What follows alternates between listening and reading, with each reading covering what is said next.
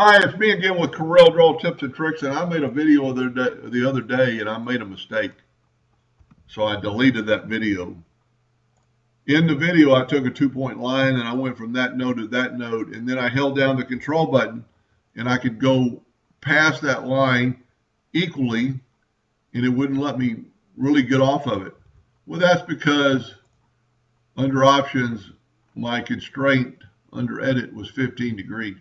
And this just happens to be a 15-degree increment angle.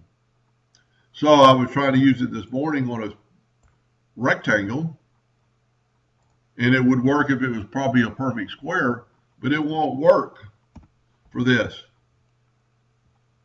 Because you click on that node, and then you hit the control button, it actually does the opposite because it's going to move it that 15 degrees.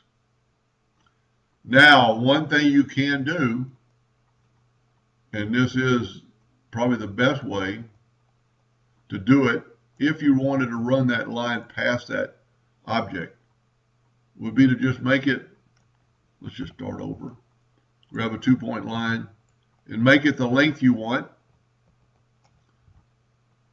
You know you're on this node, double click it and get your rotation to that node, zoom in,